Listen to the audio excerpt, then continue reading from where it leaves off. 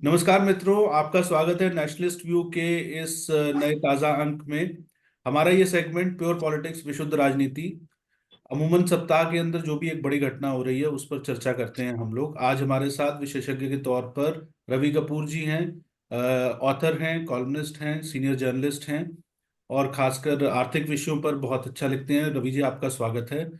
अमन सिन्हा जी हैं, supreme court में senior advocate हैं। और श्री राजीव तुली जी हैं, जो स्वतंत्र टिप्पणीकार हैं, लगातार देश के सभी प्रमुख समाचार पत्रों और पत्रिकाओं तथा डिजिटल प्लेटफॉर्म पर विभिन्न समसामयिक विषयों पर अपने विचार रखते रहते हैं। आज हम चर्चा करेंगे किसान आंदोलन, जो तथाकथित किसान आंदोलन चल रहा है। एक बार फिर से हमने देखा है पिछले लगभग हफ्ते डेढ़ हफ्ते से एक मिनिमम सपोर्ट प्राइस, न्यूनतम समर्थन मूल्य, ये कोर मांग लेकर, इसको लेकर एक कानून बनाया जाए। अब ये भी कहा जा रहा है कि अध्यादेश लाया जाए।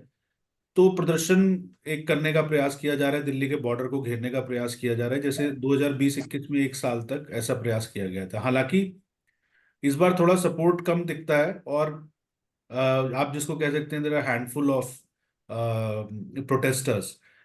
फिर भी राष्ट्रीय ही नहीं, अंतर्राष्ट्रीय समाचार पत्रों में भी यह सुर्खियां बटोर रहा है। ये सारा घटनाक्रम, केंद्र सरकार ने 3 राउंड की बात कर ली है। बातचीत जारी है किसान नेताओं के साथ। अब देखने का मुद्दा ये कि ये जो मांगे उन्होंने 13 या 12 या 13 डिमांड्स रखी हैं, अपना एक चार्टर रखा है जिसमें सबसे प्रमुख मांग है कि सभी फसलों के लिए मिनिमम सपोर्ट प्राइस दिया जाए। तो रवि कपूर जी से मैं सबसे पहले जानना चाहूंगा। रवि जी, ये बताइए, आपने अभी हाल नहीं। टीम में आपका एक आलेख भी इस पर छपा था। तो आप मुझे और हमारे दर्शकों को ये बताएं कि अ, ये मिनिमम सपोर्ट प्राइस जो है ये है क्या, और क्या ये मांग फिजिबल है जो की जा रही है। इसको थोड़ा अगर आप ब्रेक डाउन कर दें हमारे दर्शकों के लिए। देखिए, ये जो है मिनिमम सपोर्ट प्राइस का मतलब होता है कि किसान को एक आश्वासन के तौर पर कि उसको इतना जो है कीमत मिलेगी, कम से कम, अगर मार्केट में नहीं बिकता या किसी। और ये जो है चीज शुरू हुई थी 1960s में, जब ग्रीन रेवोल्यूशन का शुरू हो रहा था। तब एक मैकेनिज्म के तौर पर लाया गया था कि भाई वीट और जो फसलें और जो उस समय की जो परिस्थितियां थी उसके उस समय एक ये किया गया था कि सपोर्ट करने के लिए और कुछ नहीं है तो इतना तो आपको मिल ही जाएगा। ठीक है। अब ये वो तब की परिस्थितियां और थी। अब 50 साल 60 साल लगभग हो गए हैं। वो जमाना था जब जो एक शिप टू माउथ एग्जिस्टेंस की बात चल रही थी, और जो पॉलिसीज थी जो 50s के बाद, जो आज़ादी के बाद हमारे लाई गई। पहले ही हमारा देश काफी गरीब था और बहुत सारी समस्याएं थी, और समस्याएं बढ़ती गई। तो उनको करने के लिए ये एक जो ग्रीन रेवोल्यूशन का हुआ वो उसका एक हिस्सा था। और इसमें जो है कई लाख करोड़ का जो है खर्चा होता है देने के लिए। अब इसमें कई तरह की समस्याएं आ रही हैं जो पिछले कई सालों में। एक तो जो है जाहिर है टैक्स पेयर के ऊपर जो बर्डन बढ़ता जा रहा है और फिस्कल डेफिसिट पर फर्क पड़ता है। फिर मार्केट में डिस्टॉर्शंस भी आती हैं इसमें, क्योंकि आप एक तरह से दे रहे हैं प्राइस। अच्छा, एक और भी बात है कि जो प्रोमिनेंट इकोनॉमिस्ट हैं अशोक गुलाटी, उनका कहना है कि 6% लोगों को फायदा होता है। ये उन्होंने 1-2 साल पहले बात कही थी, लेकिन अब भी कोई बहुत स्थिति बदली नहीं है, हो सकता है थोड़ा ज्यादा कम हो गया हो। और ये जो है थोड़ा सा मैं ये बता दूं कि 23 कमोडिटीज के लिए उन्होंने कहा है, उनकी डिमांड है 23 कमोडिटीज के लिए। अब 23 कमोडिटीज का जो है वो एग्रीकल्चरल प्रोड्यूस में वो है करीब 28%, 30% से कम है, वह एक तिहाई से कम ही है, एक चौथाई लगा लीजिए, लगभग थोड़ा ज्यादा। तो ये सबको जो है इसका वो भी फायदा नहीं है। तो ये इस तरह का, अच्छा, मार्केट डिस्टॉर्शंस आ रही हैं। फिर किसान कोई अच्छा आज जो है, और ये सरकार भी कह रही है, पहले भी सरकार, मतलब सरकारें कई सालों से कह रही हैं, कई दशकों से कह रही हैं क्रॉप डाइवर्सिफिकेशन किया जाए। अब जो है वो भुखमरी वाला नहीं है आज की, nobody is starving today in the country. और and this has been quite for quite some time, बहुत ऐसा नहीं है कि अभी एकदम वो खत्म हुआ है। और तो ये मार्केट डिस्टॉर्शंस हो रही हैं।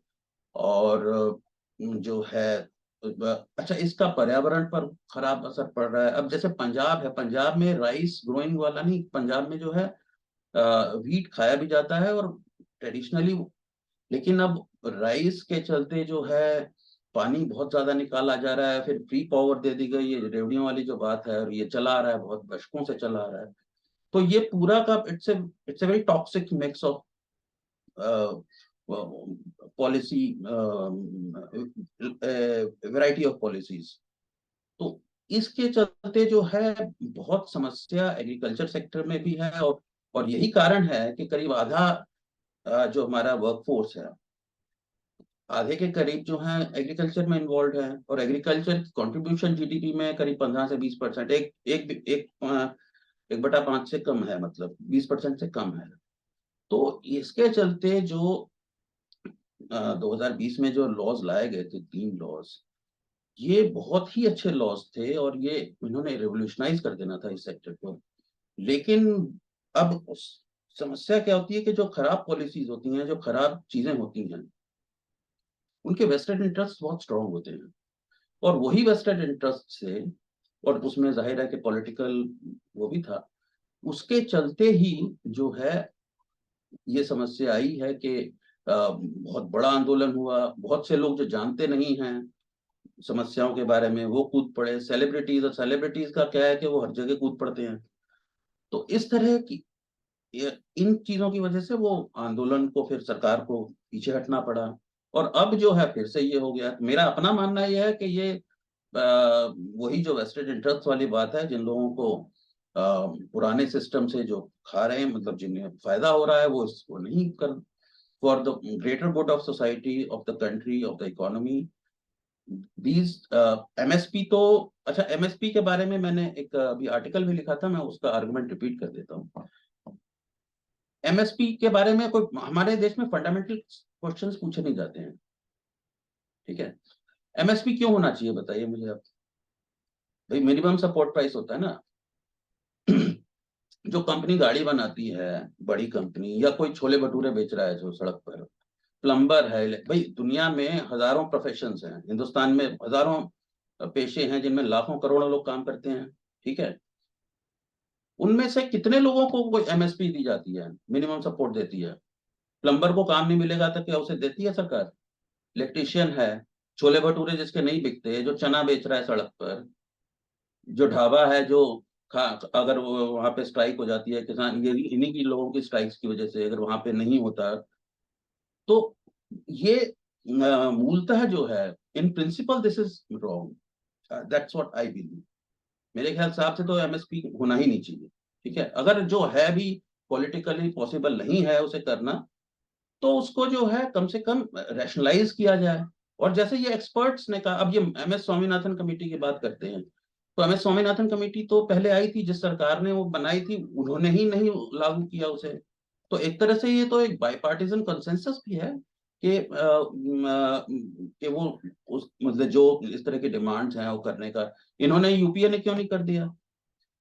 तो इस तरह से ये किया जाना मेरे हिसाब से गलत है। और ये जो चल रहा है अब, ये क्या होगा ये तो नहीं कह सकते कोई, लेकिन बुनियादी तौर पर ये गलत है। और ये जो है देश नहीं झेल, और ये मैं नहीं कह रहा हूँ, ये जो है एक्सपर्ट्स कह रहे हैं, जिन्होंने जिन्हें थोड़ा भी अर्थशास्त्र का पता है, वो कहते हैं कि इस समय जो है देश को जरूरत है रिफॉर्म्स की, और जो रिफॉर्म्स हो रहे हैं, इंफ्रास्ट्रक्चर बिल्डिंग हो रही है, और इस तरह से किया जाना एक बहुत बड़ा बहुत गलत बात होगी अगर ऐसा एक्सेप्ट कर ली गई है डिमांड्स।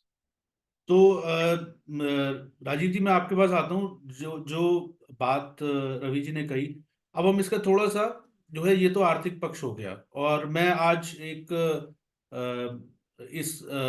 आज रविवार को जो है, मैं पढ़ रहा था 18 फरवरी को कि एक स्वामीनाथन अंकलेश्वर अय्यर ने टाइम्स ऑफ इंडिया के अंदर एडिट पेज पर एक अच्छा आलेख लिखा है, मुझे लगता है कि वो पढ़ना चाहिए लोगों को। जिसमें उन्होंने बताया है कि जो पंजाब के इस सबसे बड़े एक्सपर्ट हैं एग्रीकल्चर के, उनको कोट करते उन्होंने बताया कि पंजाब में जो फ्रीबीज का कल्चर, जो रेवड़ियां देने का कल्चर था, और ये जो मिनिमम सपोर्ट प्राइस के कारण ही पंजाब का जो एग्रीकल्चर है वो बर्बाद हो गया। और आज जो है ये जो 48% से ज्यादा पंजाब का जो डेट है वो बेसिकली फ्री इलेक्ट्रिसिटी देने की वजह से है। ऐसे कई आंकड़े उसके अंदर हैं, और ये पंजाब के अंदर बैठे हुए एक्सपर्ट से आ रहे हैं। पर राजीव जी, ये एक बैटल ऑफ परसेप्शन भी है, एक परसेप्शन बिल्डिंग का भी है। ये जो टाइमिंग है, आप इस पूरे सो कॉल्ड आंदोलन को आप किस तरीके से देखते हैं कि इसकी मंशा किसानों के लिए कुछ करने की है? इसकी मंशा जो है वो जो केंद्र में बीजेपी लेड गवर्नमेंट है उसको एम्बैरेस करने की है, या इसकी मंशा जो है कहीं कहीं पे खालिस्तान का एंगल भी जो है उसमें आ रहा है कि खालिस्तानियों की तरफ से भी इसकी जो है पीछे से जो है इस आंदोलन को बढ़ावा दिया जा रहा है? तो आप इस आंदोलन को, इस तथाकथित आंदोलन को मैं कहूंगा जो है वो किस तरीके से देखते हैं? अरुण जी, मुझे लगता है थोड़ा सा इतिहास में जाने की आवश्यकता है। रवि कपूर जी ने कुछ जो पॉइंट्स हैं वो बहुत वैलिड पॉइंट्स रेस किए हैं कि एक समय था जब देश के पास खाने के लिए अन्न नहीं था। अमेरिका से अन्न आता था तो देश का गुजारा चलता था। उस समय देश की लीडरशिप ने किसानों को अपील की, किसानों ने उसको स्वीकार किया, और उसके बाद से जो पहला ग्रीन रेवोल्यूशन, हरित क्रांति जिसको कहते हैं, वो हुई। और उस समय में उत्पादन बढ़ाने के लिए बहुत सारी फ्रीबीज जो हैं वो दी गई। जैसे मैंने अपन हम जब पिछली बार एक डिस्कशन कर रहे थे हल्द्वानी बनफूल पे और कॉमन सिविल कोड पे, तो मैंने एक बात कही थी उस समय, मैं उस बात को आज फिर दोहराता हूँ। वो है कि जो आपको प्रिविलेजेस कुछ समय तक मिलती रहती है, आप उसको अपना राइट मानने लगते हो, वो आपका राइट हो जाता है। आज आप बताइए, देश का ऐसा कौन सा प्रदेश है जो दूसरे राज्य में उपजे हुए अन्न को या धान को अपने यहाँ ला करके, खरीद करके बेचने के लिए तैयार है? एफसीआई के जो गोडाउन्स हैं वो भरे पड़े हैं, इतने भरे पड़े हैं कि सरकार के पास, यदि ये फ्री जो राशन बांट रहे हैं, ये बांटने की व्यवस्था ना हो तो शायद वो सड़े, और मतलब वो गोडाउन तक भी ना पहुंच पाए, मंडियों में पड़ा पड़ा ही सड़ जाए। इतना जो अन्न है, इतना जो गेहूं और जो चावल है, धान है, वो हो रहा है। तो कोई एक राज्य दूसरे राज्य से खरीदने के लिए तैयार नहीं है। कोई एक राज्य, मान लीजिए तिल का, दलहन का कोई एक रेट तय करता है, जिस राज्य में एमएसपी पे परचेज नहीं हो रही, तो बड़ा किसान आड़ती उस राज्य से खरीद करके इस राज्य में बेचना शुरू कर देता है। उसकी मूवमेंट होती है। हमने देखा ही है किस तरह से हरियाणा, पंजाब और पश्चिमी उत्तर प्रदेश का जो सारा किसान है वो आपस में जुड़ा हुआ है, और वो जिस राज्य में एमएसपी ज्यादा है, कैसे इलीगल उस राज्य में सामान ले जा करके। और दूसरी जो एक बहुत वैलिड पॉइंट है, आप और मैं एक व्यापार करते हैं, कौन सा व्यापार ऐसा है जी जिसमें 50% एश्योर्ड रिटर्न जो है वो आती है, और नहीं आती तो सरकार को वो देनी चाहिए, इसकी डिमांड आप कर सकते हो? भाई, कहीं तो कुछ भी जस्टिफिकेशन। एक डिमांड में उनकी ओर पड़ रहा था कि मनरेगा में 700 रुपए प्रतिदिन दिए जाए, 200 दिन का कम से कम काम दिया जाए। तो ये जो पंजाब के किसान है, देखिए आज पंजाब की स्थिति बड़ी विचित्र है। पंजाब का जो यूथ है, उसका उद्देश्य, उसका जीवन का लक्ष्य केवल एकमात्र है, वो या कनाडा चले जाना, यूएस चले जाना, न्यूजीलैंड चले जाना, ऑस्ट्रेलिया चले जाना, यूरोप जाकर के सेटल हो जाना। आपके पास अपने राज्य में अपना खेत जोतने के लिए आपके पास लेबर नहीं है। आप बिहार से सबसे सस्ती लेबर ढूंढ करके लाते हो, और उसको उसको 1500 रुपए, 3000 रुपए महीने का पैसा देते हो, रहने की जगह देते हो, उससे खेती का सारा काम कराते हो। और सरकार से आप मांग कर रहे हो कि 700 रुपए मनरेगा में 200 दिहाड़ी कम से कम जो है वो किसी भी उसको मजदूर को दी जाए। तो ये कुल मिलाकर के कहीं भी किसी बात का कोई रैशनल, और अगर आप इसकी लीडरशिप भी उठा करके देखोगे, आप लार्जली पाओगे, एक योगेंद्र यादव नाम के प्राणी है, वो किस तरह के जीवी है, वो सब प्रकार के आंदोलन जीवी भी है, वो किसान जीवी भी है, वो सेफोलॉजिस्ट भी है, वो पुष्पेश पंत जी की तरह क्रिकेट से लेके किचन तक के एक्सपर्ट भी है। अब उनका एक बहुत बड़ा, उत्तर प्रदेश चुनाव के बाद उनका एक स्टेटमेंट आया था। उनका स्टेटमेंट क्या आया था? उन्होंने कहा, भाई हमने एक पिच तैयार की थी, हमने एक बढ़िया पिच बना दी, उस पर हैवी रोलर लगा दिया, हमने सब कर दिया, मगर बॉलिंग तो हम नहीं कर सकते थे ना। वो बॉलिंग तो राजनीतिक दलों को करनी थी। अगर वो ठीक से बॉलिंग करते तो वो भाजपा की सरकार को गिरा देते, हरा देते, और उसके स्थान पर एक नई सरकार। तो कुल मिलाकर के जो इसका पॉलिटिकल कोनोटेशन है, उसको भी समझने की आवश्यकता है। देखिए, पिछली बार जब हुआ था तो पश्चिमी उत्तर प्रदेश का किसान साथ था, हरियाणा का किसान साथ था, पंजाब का किसान था ही। पंजाब का किसान भी एक मुट्ठी भर किसान है जो पंजाब के साथ में आते हैं। आप अगर जो संगठन इस आंदोलन में एक्टिव है, आप उन संगठनों की लीडरशिप या उन संगठनों की फॉलोइंग देखोगे, तो मैं अभी देख रहा था, तो सबसे ज्यादा फॉलोइंग जो है वो 7500 है एक संगठन की, उनकी मेंबरशिप 7500 पंजाब में। इससे बड़ी फॉलोइंग या इससे बड़ी मेंबरशिप किसी संगठन की नहीं है, ये सारे संगठन जो इसमें लगे हुए। पिछली बार सरकार भी एक धोखे में थी, जो वो 3 विधेयक कृषि कानून सरकार बनाना चाह रही थी, बनाए थे, जिसको बाद में निरस्त किया। यदि वो कृषि कानून आते तो मुझे लगता है बहुत सारी समस्याओं का समाधान जो है वो किसानों की हो जाता। पंजाब के किसान की एक बड़ी समस्या डाइवर्सिफिकेशन की है, उसने वो डाइवर्सिफिकेशन नहीं किया। डाइवर्सिफिकेशन के मामले में वो बाकी देश के किसानों से लगभग 20 साल पीछे है। बाकी देश के किसान डाइवर्सिफाई कर गए, उन्होंने दूसरी फसलें उगानी शुरू कर दी, जो उन्होंने डिमांड एंड सप्लाई देख करके उसके हिसाब से अपने आप को व्यवस्थित करना शुरू कर दिया। क्योंकि पंजाब के किसान को आज जो आपने भी कहा, और मेरे को लगता है कि इस सब में जो सोने पे सुहागा है वो है वहां पर आम आदमी पार्टी की सरकार होना। मगर मुझे लगता है कि इस बार आम आदमी पार्टी की जो सरकार है वो कुल मिलाकर के जो अपना बिछाया हुआ जाल है, क्योंकि हरियाणा ने शंभू बॉर्डर पे ही किसानों को रोक लिया, वो वहां से क्रॉस नहीं करने देंगे। तो जो अराजकता होगी अब वो पंजाब के भीतर ही होगी, पंजाब से बाहर नहीं होगी। तो ये आम आदमी पार्टी की सरकार को भी कुल मिलाकर के इसको संभालना मुश्किल हो जाएगा। आप अगर डॉक्टर दर्शन लाल, उग्राहा, चडूनी, इन सब ये जो सब लीडरशिप है, इस सब लीडरशिप की अगर आप पॉलिटिकल एफिलिएशन देखोगे तो वो कहीं ना कहीं सीपीआई, सीपीआईएम, सीपीआईएमएल, ये इस सब से एफिलिएटेड पाओगे आप। चटूनी साहब ने तो अभी चुनाव भी लड़ा था थोड़े दिन पहले। वो चुनाव लड़ने के बाद उनकी क्या स्थिति हुई, शायद जमानत भी नहीं बची। योगेंद्र यादव ने चुनाव लड़ा था अपनी पार्टी बना करके, हाँ 2014 में चुनाव लड़ा था आम आदमी पार्टी से, तो उनकी जमानत जब्त हुई। तो ये सब जो लोग हैं जो कुल मिलाकर के जो पूरा अब इस सारे में किसान का कितना लाभ होगा पता नहीं, परंतु हाँ ये बात ठीक है कि एक ऐसा टेक्नोलॉजी दुधारी तलवार मिलते हैं, तो वो जो डिजिटल चैनल्स या बाकी सब है उसके कारण से इसका नेशनलाइजेशन, इंटरनेशनलाइजेशन करने का एक प्रयास जरूर होगा। परंतु कुल मिलाकर के इस आंदोलन का जो टाइमिंग है चुनाव से जस्ट पहले, सरकार भी इस बार पहले की तरह कंप्लेसेंट नहीं है, प्रोएक्टिव है। 3 बार 4 बार मीटिंग्स हो चुकी हैं, और जो जो उसमें से कुछ मानने लायक होगा वो शायद उसमें से मानने की सरकार ने भी अपनी इच्छा दिखाई है। पिछली बार भी सरकार ने कई बार निमंत्रण दिए थे, इस बार थोड़ा मुझे लगता है कि प्रोएक्टिव होकर के आंदोलन शुरू होने से पहले पहले, आंदोलन बड़ा होने से पहले पहले सरकार ने जो है वो बातचीत के लिए एंगेज किया है, उसमें एंगेजमेंट हो रहा है, नेगोशिएशंस हो रही हैं।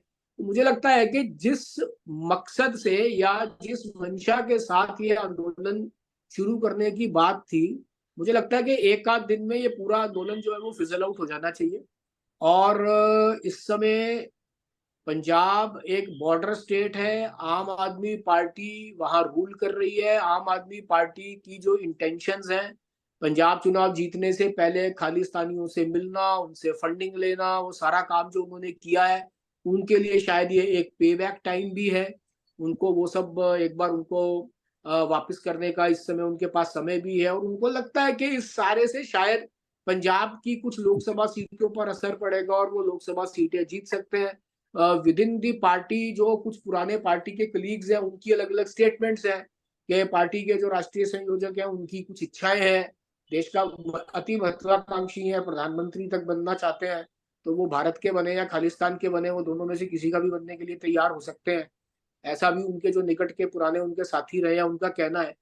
तो कुल मिलाकर के मुझे लगता है कि इस आंदोलन में किसानों का भला कम, और इससे जो केंद्र की सरकार है उसको नीचा दिखाना, गिराना, या कुछ ऐसा वातावरण तैयार करना कि जिससे शायद वो ग्राफ कुछ कम हो सके, वो ज्यादा इंटेंशन है। किसानों का इससे कितना लाभ होगा वो तो जब ये आंदोलन समाप्त होगा उसके बाद ही पता चलेगा।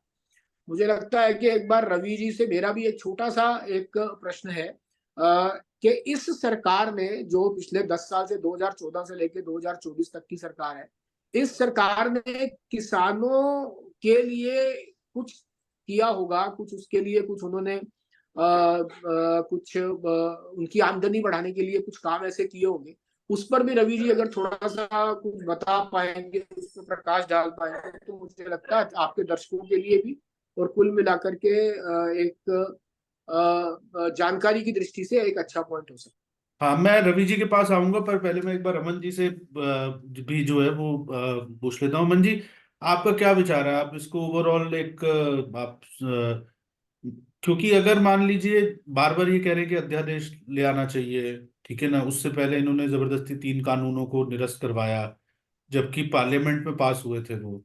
तो आप इसको थोड़ा सा, एक तो संवैधानिक दृष्टि से, और ऐसी चिट्ठियां भी आई जब शरद पवार खुद मुख्यमंत्री थे, खुद कृषि मंत्री थे, केंद्रीय कृषि मंत्री थे, उस समय भी उन्होंने जो वर्तमान सरकार का स्टैंड है, यूपी सरकार का भी एक लेवल पर वही स्टैंड था।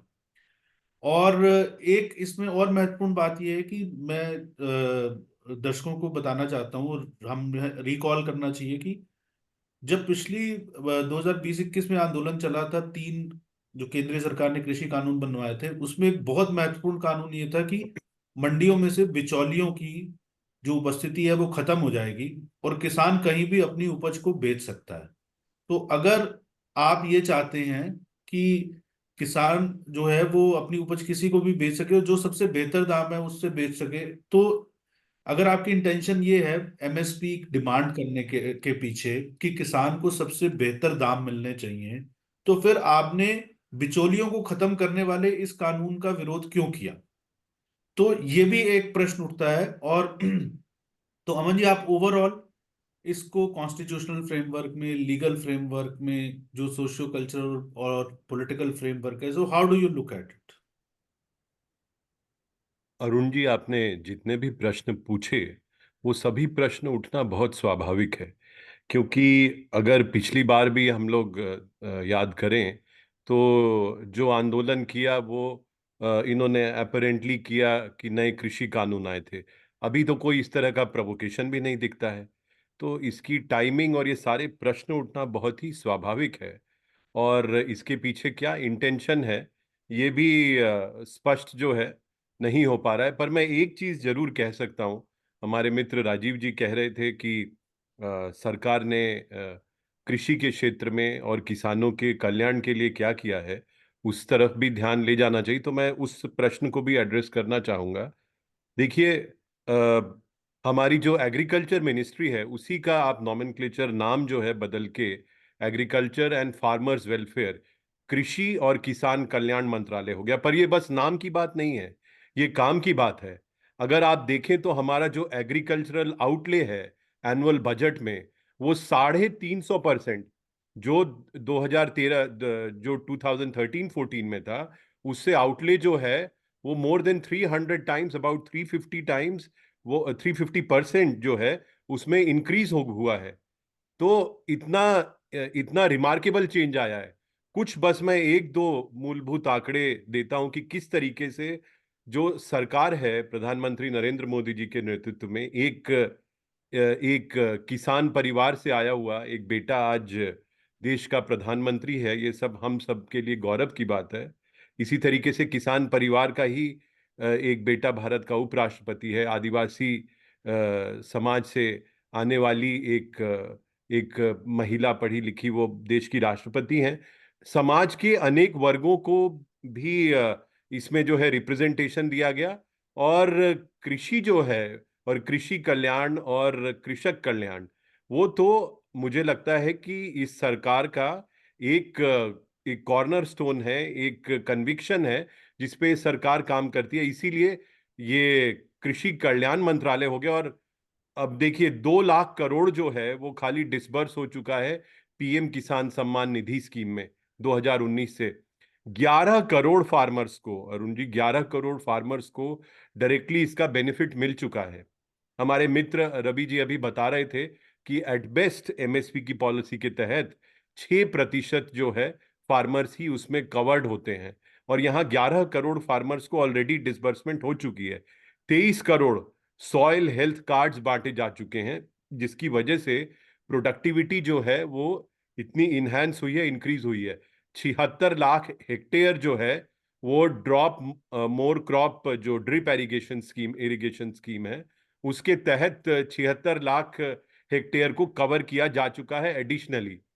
और करीब 11 लाख प्लस हेक्टेयर एरिया जो है वो वो इन सभी स्कीम्स का बेनिफिशियरी रहा है। करीब 7.9 लाख टन जो पेरिशेबल आइटम्स थे उनको किसान रेल से ट्रांसपोर्ट किया जा चुका है 2020 से। 221 मिलियन टन जो है मिल्क प्रोडक्शन है हमारा। मिल्क प्रोडक्शन में भारत सबसे विश्व की सबसे बड़ा देश बन चुका है, और इसमें पिछले 9 वर्षों में 51% इंक्रीज हुआ है। 7 लाख मिलियन टन पेरिशेबल्स जो है वो कृषि उड़ान स्कीम में उसका ट्रांसपोर्टेशन हुआ है। और इसी सब का परिणाम है कि भारत मिल्क प्रोडक्शन में विश्व की सबसे बड़ी देश बन चुका है। मिलेट प्रोडक्शन में विश्व का सबसे बड़ा देश बन चुका है। राइस और व्हीट में already we are the second biggest producer. Fish production में हम विश्व के दूसरे सबसे बड़े देश हैं। चाय में के प्रोडक्शन में हम दूसरे सबसे बड़े देश हैं। फ्रूट्स और वेजिटेबल्स में भी भारत का नंबर विश्व में दूसरे स्थान पे आता है। और वही शुगर इंडस्ट्री जो है वो भी भारत की विश्व में दूसरी सबसे बड़ी शुगर इंडस्ट्री है। एक नहीं अनेक, कम से कम आप समझिए कि मैं अभी कम से कम 50 मैसिव वेलफेयर स्कीम्स गिना सकता हूं, जिसके तहत कृषि के सर्वांगीण विकास के लिए भारत सरकार ने पिछले 10 वर्षों में सतत प्रयास किए हैं। एक लॉन्ग टर्म विजन, एक लॉन्ग टर्म व्यू को लेके प्रयास किए हैं, और उसी का परिणाम है कि देश कृषि क्षेत्र में अग्रसर है। अब जो लोग ये इस तरह का आंदोलन भी, मुझे लगता है अरुण जी, कि किसानों के कंधे पे कुछ और लोग जो है अपने सियासी मंसूबों को पूरा करने के लिए और अपने पॉलिटिकल डिजाइन को लॉजिकल एंड तक पहुंचाने के लिए वो किसानों का इस्तेमाल कर रहे हैं। और मैंने मांगे भी देखी अलग अलग। मैं ये कह सकता हूं कि कई मांगे तो स्पष्ट रूप से ही वो व्यवहारिक नहीं लगती हैं, और उसमें डिटेल में चर्चा हो सकती है। पर ये बात जरूर है कि ये किसानों के नाम का जो है कुछ लोग दुरुपयोग करके अपने जो सियासी मंसूबे हैं उनको पूरा करने की कोशिश कर रहे हैं, जो कि मुझे लगता है कि देश की इकोनॉमी के लिए, देश के एग्रीकल्चर के लिए और पूरी देश की लॉ एंड ऑर्डर, सामाजिक समरसता के लिए भी कोई बहुत प्रोग्रेसिव स्टेप तो नहीं माना जाएगा। जिस तरीके से लोगों ने किसानों के नाम को और उनके काम को मिसयूज करने की कोशिश की गई, और इस सरकार ने पिछले 10 वर्षों में जो मेजर इनिशिएटिव्स, जो मैसिव वेलफेयर स्कीम्स जो किसान और कृषि क्षेत्र के लिए लेके आए हैं, जिससे कि ट्रू सेंस में ना ही एक एग्रीकल्चर मिनिस्ट्री रह गई है, बल्कि फार्मर्स वेलफेयर, किसान कल्याण का मंत्रालय हो गया है। वो ट्रू सेंस में गवर्नमेंट के एक्शंस में रिफ्लेक्ट करता है, और वही डेटा जो है उसको रिफ्लेक्ट करता है। तो मुझे लगता है कि ये किसान आंदोलन जो है पूरी तरीके से, इसका कुछ दल और कुछ वेस्टेड इंटरेस्ट इसका पूरी तरीके से पॉलिटिकल मिसयूज कर रहे हैं, जो कि दुखद है। हम लोग अब जो है वो क्लोजिंग रिमार्क्स लेंगे। रवि जी, मैं आपसे ये जानना, हम पहले रवि जी के पास जाएंगे, फिर राजीव जी के पास, और फिर अंत में अमन जी के पास। तो शॉर्ट एंड क्रिस्प जो है क्लोजिंग रिमार्क। रवि जी, आप मुझे ये बताइए, देखिए एक बात सच्चाई है कि ठीक है सरकारें कर रही हैं, इस सरकार ने भी किया, बट देश भर के अंदर, चाहे वो महाराष्ट्र हो, बहुत सारे ऐसे राज्य हैं जहां पर कि किसान जो है अभी भी आत्महत्या करते हैं, और फंडामेंटल स्ट्रक्चरल प्रॉब्लम्स एग्रीकल्चर में भारत के हैं। तो आपको क्या लगता है गोइंग अहेड, क्योंकि ये जो एबरेशंस हैं ये तो बीच बीच में होते रहेंगे, बट गोइंग अहेड कृषि ग्रो कर रही है, पर किसान भी जो है वो ग्रो करे, जो है, और जो रियल किसान है, क्योंकि देश की जो बड़ी लैंड होल्डिंग है, वो लैंड होल्डिंग जो है वो मार्जिनलाइज्ड फार्मर के पास है, यानी मध्यम दर्जे के किसान के पास है, या जिसके पास बहुत कम जमीन है, बेसिकली उसके पास है। बड़ी लैंड होल्डिंग्स वाले किसान बहुत कम है, पर उनकी वॉइस ज्यादा है, उनकी वॉइस का एम्पलीफिकेशन ज्यादा है, और ये उन्हीं की वॉइस का एम्पलीफिकेशन हम इस आंदोलन में भी देख रहे हैं। What are the key issues which the government or any authority has to address going ahead, जो है, ताकि कुछ जो भी किसानों का जो है वो और कृषि का जो भला हो सके, because ultimately it is also question of about food security, वो है अभी जो है, but it's a strategic sector also, agriculture to a large extent. जी। Government has to do three things: reforms, reforms, and reforms. It tried very courageously in 2020, but as we discussed earlier, it had to backtrack, and we know, I mean, the rest is history. So that is the most important thing, and for this, there are also certain preconditions. For instance, we have to look the subject of agriculture clinically, I mean, rationally, and it should be based on facts. Not emotionally. हाँ, not emotionally. एक मैं इस संदर्भ में नहीं है, एक वहाँ के वेस्टर्न फिलोसोफर में विटगेनस्टाइन, उनका एक बड़ा मशहूर वो था, philosophy is a battle against the bewitchment of our intelligence by means of language. And I think that it's not just philosophy but also politics which needs to get out of this bewitchment of by means of language.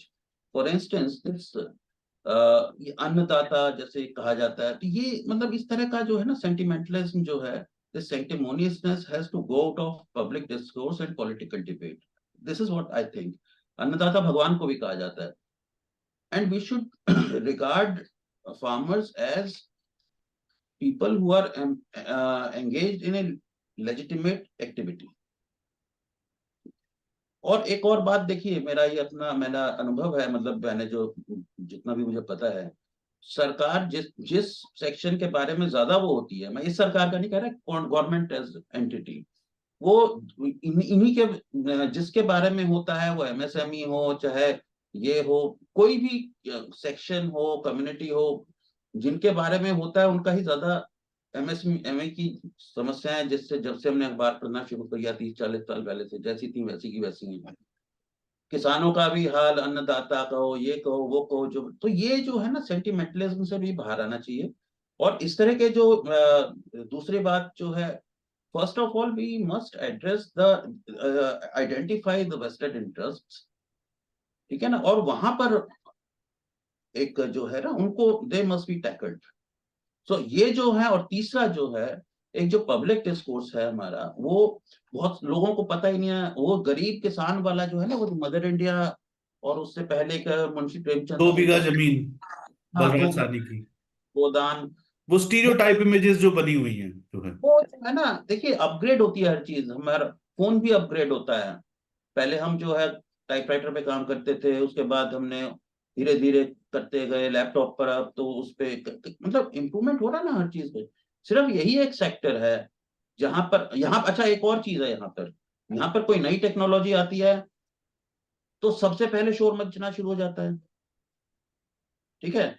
ये आया, BT वाला आया, green revolution जब हुआ था by the way, और ये जो शोर मचाने वाले होते हैं लेफ्ट वाले, left liberals, basically they parrot their lines. Left का ये है कि जब ग्रीन रेवोल्यूशन आया तो इन्होंने कहा कि the green revolution will turn red, मारकाट हो जाएगी, ऐसा हो जाएगा, वैसा हो जाएगा। कंप्यूटर्स आए तो इन्होंने कहा लोगों को नौकरियां मिलनी बंद हो जाएंगी। लिबरलाइजेशन हुआ तो इन्होंने कहा कि साहब ये तो बस ईस्ट इंडिया कंपनी आ गई, एफडीआई आएगा तो ईस्ट इंडिया कंपनी आ जाएगी, लिबरलाइजेशन होगा तो गरीब मर जाएगा। तो ये वाला जो है ना लेफ्ट वाला, लेफ्ट का जो डिस्कोर्स है, और unfortunately that is also carried, this has been internalized to some extent by all political parties and thinkers, public intellectuals of various persuasions. वो भी वही उसी तरह की चीजें जो है। अच्छा, हमारे यहाँ ये माना जाता है समाजवाद और ये बड़ी अच्छी चीजें होती हैं, हमारे कॉन्स्टिट्यूशन में आज तक सोशलिज्म है, लोगों को ये नहीं पता। अच्छा, अब जो है चौधरी चरण सिंह को मानने वाले बड़े सारे लोग हैं जो कि वो कहते हैं कि साहब ये एमएसपी होना चाहिए, वो किसानों के नेता हैं वो। उन्हें ये नहीं पता कि जो चरण सिंह ने जो है कलेक्टिवाइजेशन का विरोध किया था। लोगों को ये नहीं पता कि जो जो सोशलिस्ट पॉलिसीज है, बेसिकली एमएसपी और ये सपोर्ट और वो support, they are all socialist communist policies. इन पॉलिसीज के चलते सोवियत यूनियन में जो तब था और चाइना में करोड़ों लोगों की मौत हुई है इन पॉलिसीज को। हमारे यहाँ तो ये करिए कि शुक्र है कि डेमोक्रेसी रही और थोड़ा सा कॉमन सेंस का एक रहा, इतना वो नहीं था। तो ये जो पॉलिसीज हैं, जो एमएसपी शुरुआत है, अगर इसको दे दो 23 अभी का मांग रहे हैं, कल को 50 की मांगेंगे, फिर 100 की, ये रुकने वाला नहीं है, अपीसमेंट है ये। हम अपीज करते जाएंगे, ये और करते जाएंगे। कोटा मांग रहे हैं, पराली हम पॉल्यूशन करें, हमें कोई ना वो रोके। भाई आप मतलब सब कुछ कर लो, जीडीपी सारा आप ही कर जाओ, तो वो नहीं, कुछ लोग हैं, मैं नहीं कह रहा हर किसान ऐसा कर रहा है। तो ये जो इनको है, they have to be dealt with very firmly and at all levels, from language to public discourse to intellectuals. और एक ये चीज को बढ़ाया जाना चाहिए, मेरा ऐसा मानना है। जी राजीव जी, आप के क्लोजिंग मैं आपसे ये जानना चाहता हूँ, क्या आपको लगता है कि जैसे हमारा क्या पॉलिटिकल कंसेंसस, जैसे आपने कहा आपकी कुछ पार्टियां भी हैं जो इसको ये बड़ा अपरेंट ही है कि जो विपक्ष में बैठे हुए कुछ राजनीतिक दल है वो सपोर्ट कर रहे हैं इसको, बल्कि प्रोवोक कर रहे हैं, तो आपको गोइंग अहेड लगता है कि इसके ऊपर पॉलिटिकल कंसेंसस बनाना संभव है, तो शायद इस तरीके की चीजें ना हो व्यवहारिक दृष्टि से भी? अपना कमेंट देने से पहले मैं रवि कपूर जी की एक बात को, इन्होंने एक शब्द इस्तेमाल किया, लेफ्ट लिबरल्स। मुझे लगता है लेफ्ट में लिबरल जैसा कुछ नहीं है, they are most illiberal. So I think we should try not use left as liberal. जी I mean they don't want you to think beyond left. आप लेफ्ट में हो और आप लेफ्ट से बाहर जाते हो तो आपको जीने का अधिकार नहीं है। और उन्होंने स्वयं बताया, रशिया में, कंबोडिया में, चाइना में लेफ्ट ने कितना कितना नरसंहार किया है। हाँ जी जी, इस नाम से सो जिसको कॉल्ड लिबरल्स क्या दीजिए आप। Left in liberals. का नाम पुरुषोत्तम है। They are most illiberal. नहीं नहीं राजीव जी, मेरी बात सुनिए। किसी का नाम पुरुषोत्तम है और ड्रग्स की स्मगलिंग करता है, ठीक है, तो हम कहेंगे तो उसे पुरुषोत्तम ही ना। गलत चलिए ठीक है, इस विषय पे आई थिंक जो इस है विषय पे एक दिन अलग एक से एक डिबेट चर्चा रखेंगे रखेंगे। अलग से, जो है I think will have a debate on the semantics of ऐसी है, ऐसा है, मुझे ये लगता है, देखिए हम्म, पॉलिटिकल कंसेंसस की जो आप बात कर रहे हैं,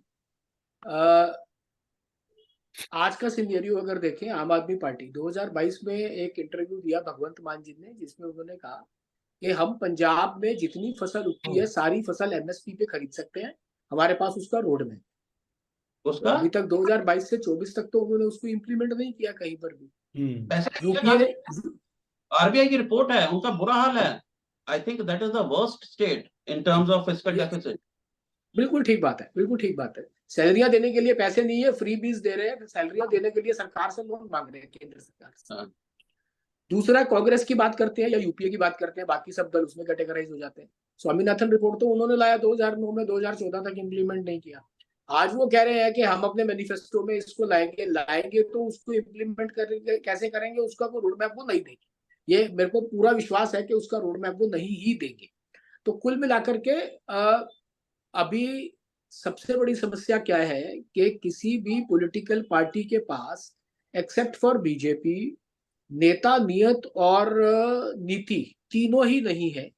और किसी ना किसी स्तर पर वो जो कम्युनिकेशन या डिस्कशन का लोकतंत्र का एक जो महत्वपूर्ण हिस्सा है वो मिसिंग है। आप संसद चलने नहीं देंगे, संसद में आप बहस नहीं होने देंगे, संसद में किसी बात पे चर्चा नहीं होने देंगे, और उसके बाद बाहर आकर के वहां पर एक उदाहरण लीजिए, जीएसटी काउंसिल में इंटरनली आप बहुत सारी बातों को सपोर्ट करेंगे, बाहर आकर उस पर शोर मचाएंगे। तो वो पॉलिटिकल ऑनेस्टी जो एक चाहिए वो नहीं है, जो एक संवाद और लगातार डिस्कशन चाहिए वो नहीं है। तो कंसेंसस बनेगा कैसे? तो कुल मिलाकर के चुनाव का वर्ष है, ये आंदोलन मान लीजिए अभी एक आध दिन में फिजल आउट हो जाता है तो कुछ और खड़ा हो जाएगा। तो ये अगले 2 महीने किसी भी प्रकार से कैसे इस सरकार को रिपीट ना होने देने की संभावनाओं को देखा जाए, तलाशा जाए, उस पर काम किया जाए, उसको इम्प्लीमेंट किया जाए, तो आप किसी भी एक्सट्रीम तक जाते हुए सब बाकी ऑपोजिशन को देखेंगे। और मुझे लगता है कि ये उसी एक लार्जर जो गेम प्लान है उसका एक छोटा हिस्सा है किसान आंदोलन। और ऐसे बहुत सारे और आंदोलन अब से लेकर के अप्रैल तक मुझे लगता है कि देखने को मिलेंगे। और इस समय क्योंकि चुनाव का वर्ष है तो सरकार भी इसको फॉर्मली हैंडल करेगी, ऐसा इस आंदोलन की शुरुआत से ही देखने में समझ में आ रहा है। नहीं तो वही किसान जीटी रोड से चल करके दिल्ली के टीकरी और सिंघू बॉर्डर पर आकर बैठ गए थे, जो अभी आज शंभू बॉर्डर भी क्रॉस नहीं कर पा रहे हैं। तो मुझे लगता है कहीं ना कहीं सरकार ने भी एक निर्णय लिया है कि किसी भी तरह से इनको वहीं पंजाब में ही कन्फाइन किया जाए। पिछली बार अमरिंदर सिंह की सरकार ने इनको कहा था भाई पंजाब क्यों बैठे हो, दिल्ली जाकर बैठो। इस बार ही आम आदमी पार्टी इसको फैसिलिटेट कर रही है। पिछली बार आम आदमी पार्टी जब ये दिल्ली बॉर्डर पर आकर के बैठ गए थे तो वहां उनको फ्री बिजली, पानी, वाईफाई उपलब्ध करा दी थी। तो इस बार वहां से नहीं निकल पा रहे तो कुल मिलाकर के लिए उनके लिए भी समस्या पैदा करेंगे। और जब एक आंदोलन थोड़ा सा अराजक होना शुरू होता है और सीपीआई, सीपीआईएम, सीपीआईएमएल जैसे संगठनों से एफिलिएशन रखने वाले लोग उस आंदोलन को चला रहे होते हैं, तो कहीं ना कहीं उसमें अराजकता आएगी। और जब वो अराजकता आएगी तो वो सबसे अधिक नुकसान पंजाब को और पंजाब की जो रूलिंग पार्टी है पंजाब सरकार को उसी को देगी। क्योंकि केंद्र सरकार ने ये निर्णय किया है कि इनको पंजाब से बाहर नहीं आने देना सब प्रकार का। और इस बार एक बात और भी मुझे को दिख रही है कि केंद्र सरकार की ओर से एक बेटर कम्युनिकेशन भी हो रहा है to the media, to the people, to the on their social media platforms. एक बेटर कम्युनिकेशन भी हो रहा है जो पिछला 1 साल 20 से 21 वाले में पूरा मिसिंग था। समझ में ही नहीं आ रहा था कि भाई सरकार उस समय बिल नहीं समझा पाई या क्या था, वो समझ में नहीं आ रहा था। तो सरकार ने, केंद्र सरकार ने भी अपने हिसाब से कुछ, मुझे लगता है कि पिछली गलतियों से सीख करके कुछ चीजें की हैं। तो कुल मिलाकर के बहुत जल्दी आंदोलन समाप्त होना चाहिए और जो किसानों की समस्या है उस पर सबको बैठ करके, जो भी समस्या है उस पर बैठ करके सबको एक साथ निर्णय करके कुछ रास्ता निकालना चाहिए। मुझे कुल मिलाकर के इस सारे आंदोलन और किसानों की स्थिति को देख करके इतना ही। अमन जी, मैं आपके क्लोजिंग रिमार्क्स लेना चाहूंगा, पर जी। उससे पहले मैं एक इंटरेस्टिंग जानकारी आप लोगों के साथ शेयर करना चाहता हूं कि असल में अगर आप देखेंगे कि भारत जो इस देश के अंदर सबसे बड़ा किसान संगठन है, किसानों का संगठन है, वो है भारतीय किसान संघ। भारतीय किसान संघ ने 13 फरवरी को एक स्टेटमेंट इशू किया जिसमें उन्होंने ये कहा कि ये शुरू से भारतीय किसान संघ की डिमांड रही है कि एक बेहतर रिम्यूनरेटिव प्राइस मिलना चाहिए, और वो किसानों की सबसे बड़ी रिप्रेजेंटेटिव ऑर्गेनाइजेशन है। पर साथ ही उन्होंने कहा कि वायलेंट प्रोटेस्ट से नहीं होगा, पीसफुल नेगोशिएशंस, हार्मनी में नेगोशिएट करके होगा। और दर्शकों की जानकारी के लिए बता देता हूं कि 19 दिसंबर 2022 को 1 लाख से ज्यादा किसानों की किसान गर्जना रैली रामलीला मैदान में हुई थी, जो भारतीय किसान संघ ने आयोजित की थी किसानों के से संबंधित मांगों को लेकर।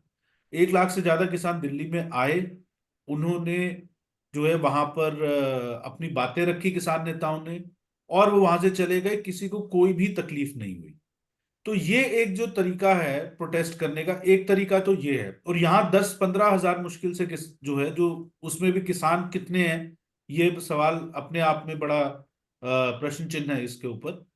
उसके बावजूद जो है वो इस तरीके का जो है हम देख रहे हैं, क्योंकि अभी एक एस्पेक्ट जो मीडिया में ज्यादा चर्चा में उस तरीके से नहीं आ रहा है कि ये जो, चूंकि दिल्ली के बॉर्डर पर भी जो है वो फोर्टिफिकेशन किया गया है सेफ्टी के पर्सपेक्टिव से। तो मेरी रवि जी से बात भी हो रही थी जो है कि दिल्ली बॉर्डर से आने जाने में लोगों को, वहां पे पिछली बार भी 1 साल जब आंदोलन चला तो लोगों की इंडस्ट्री बर्बाद हो गई, वहां इंडस्ट्रियल बेल्ट थी, दुकानें बंद हो गई, हजारों लोग जो है बेरोजगार हो गए, अराजकता का वहां पे माहौल था। तो ये मंदी जो है, how do you see this, ये मतलब इट इज इस एक तो इस विषय में कोई ज्यादा चर्चा नहीं कर रहा, दूसरा चूंकि आप सुप्रीम कोर्ट में है तो मैं थोड़ा लिबर्टी भी ले लेता हूँ इस चीज को पूछने की, मतलब you might like to comment और might not like to comment, कि छोटे छोटे चीजों पे तो जो है वो कोर्ट सीओ मोटो ले लेते हैं।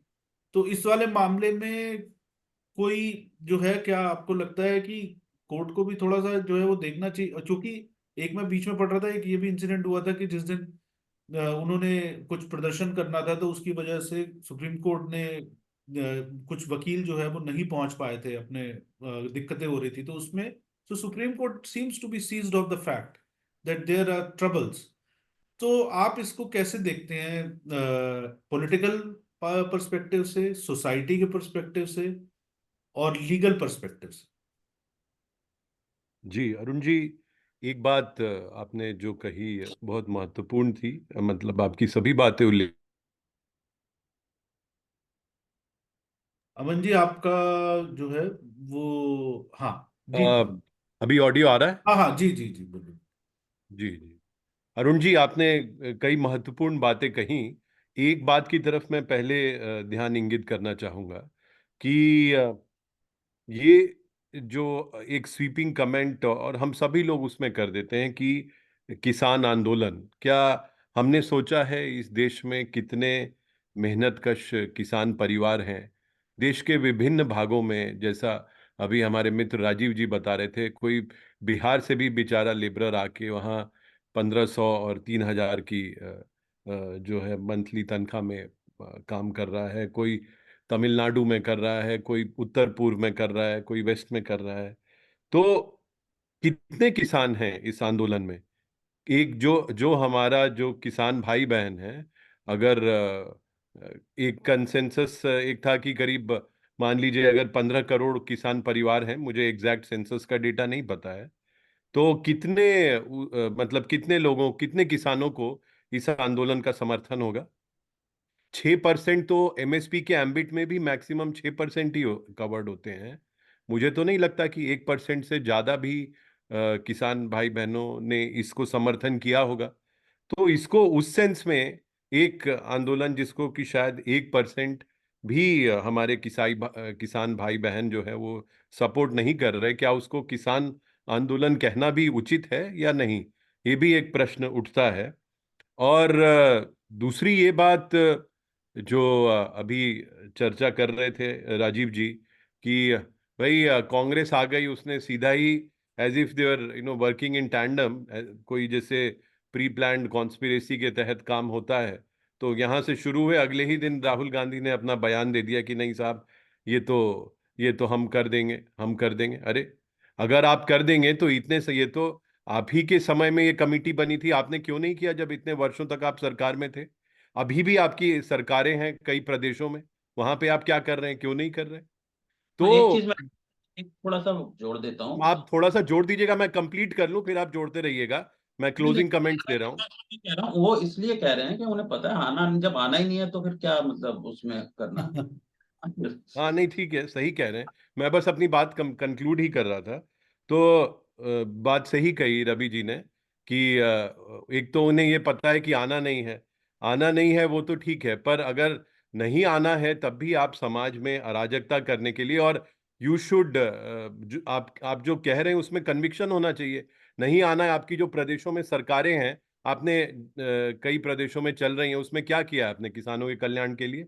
या जो मुद्दे आप लेके अभी समर्थन कर रहे हैं इन लोगों का, उसमें से एक मुद्दे पे भी कांग्रेस ने कहीं पे कुछ काम किया है? उसके एकदम to the contrary of that काम कर रहे हैं, पर यहां बोल कुछ और रहे हैं। तो ये तो कांग्रेस की हिपोक्रेसी, इसमें बहुत डेप्थ में मैं अभी नहीं जाना चाहूंगा, क्योंकि हर एक उनके शब्द में और उनके कर्म में ये कॉन्ट्रडिक्शन वो झलकता है। पर ये मैं जरूर कहना चाहूंगा कि अगर आप एक कॉन्ट्रास्ट लें, एमएसपी की भी बात अगर करें, एमएसपी जो 2006 से 14 तक कांग्रेस रिजीम में वीट के लिए 2.39 लाख करोड़ जो है वो एलोकेट हुआ, और वही 2014 से 22 में बढ़ के 4.52 lakh crore only for wheat procurement MSP. Rice procurement के लिए जो पहले एमएसपी 2006 से 14 3.09 लाख करोड़ था, वो अगले 8 सालों में बढ़ के 10.64 लाख करोड़ हो गया। More than 300, more than thrice, more than 300% हो गया। तो ये ये कहना जो है, मुझे लगता है सर्वथा अनुचित होगा कि जो कांग्रेस का स्टैंड रहता है कि किसानों के लिए सरकार ने क्या किया। वही मैं अभी जब पहले बोल रहा था अरुण जी, तो कम से कम 50 ऐसी मैसिव वेलफेयर स्कीम्स हैं जो कि कई जगह, जिनकी जनसंख्या जो है यूरोप और कई देशों से ज्यादा जो है जनसंख्या को उन स्कीम्स का बेनिफिट मिला है। जैसे मैंने बताया, 23 करोड़ किसानों को तो खाली सॉइल हेल्थ कार्ड जो है, अलग अलग इशू हुए हैं। करीब 11 करोड़ किसानों को डायरेक्ट बेनिफिशियरीज हैं किसान सम्मान निधि के। तो मुझे ये लगता है कि किसानों के कल्याण के लिए और कृषि क्षेत्र के लिए जो सर्वांगीण विकास के लिए जो काम इस सरकार ने किया है नरेंद्र मोदी जी की लीडरशिप में, वो पिछले 60 सालों में वो काम नहीं हो पाया। और कांग्रेस को इस बात की ईर्ष्या रही, इस बात की इनसिक्योरिटी रही कि वो इतने वर्षों जब सत्ता में रहे तो कुछ नहीं किया, और जब काम हो रहा है तो वो उसको बिगाड़ने में आमादा है। और मुझे नहीं लगता कि इस किसान आंदोलन को हमारे किसान भाई बहनों का भी कोई व्यापक जन समर्थन या समर्थन ऐसा हासिल है। और मुझे लगता है जैसा राजीव जी भी कह रहे थे कि ये चुनाव के समय पे दी टाइमिंग सीम्स वेरी सस्पिशियस। चुनाव के समय में विदाउट एनी प्रोवोकेशन आप एक मुद्दा लेके खड़े हो गए और डिमांड्स भी जो हैं इतनी स्वीपिंग कर दी, जो अव्यवहारिक की, आप सारे फॉरेन ट्रेड एग्रीमेंट से बाहर आ जाइए, WTO से बाहर आ जाइए, सबको पेंशन दीजिए। तो ये तो इसलिए कर दिया ताकि अव्यवहारिक रहे, कोई उसमें कोई प्रैग्मेटिज्म के साथ कोई कंस्ट्रक्टिव कॉन्वर्सेशन ही ना हो पाए। तब भी सरकार ने मुझे लगता है 4 बार वार्ता हो चुकी है। स्वयं कृषि मंत्री जो है 4 बार चंडीगढ़ जाके मिल चुके हैं। तो सरकार जो भी अपनी तरफ से कर सकती है वो कर रही है। और मुझे लगता है कि जल्दी ही, क्योंकि इस आंदोलन को ना किसानों का समर्थन है और ना ही समाज के किसी अंग का समर्थन है, तो ये जल्दी ही फिजल आउट कर जाएगा। आज की चर्चा यही समाप्त करेंगे। रवि जी, राजीव जी, अमन जी, आप सबका बहुत बहुत धन्यवाद। और धन्यवाद। दर्शकों को अगर अच्छा लगा हो कार्यक्रम और चर्चा अच्छी लगी हो तो इस वीडियो को शेयर करें, लाइक करें, चैनल को सब्सक्राइब करें, बेल आइकन को दबाएंगे तो नए वीडियोस के नोटिफिकेशन आपको मिलेंगे। प्योर पॉलिटिक्स विशुद्ध राजनीति इस सेगमेंट में जो नेशनलिस्ट व्यू के यूट्यूब चैनल पर आप देखते हैं, हम जल्दी मिलेंगे एक नए विषय के साथ और एक्सपर्ट्स के साथ। तब तक नमस्कार। नमस्कार, धन्यवाद।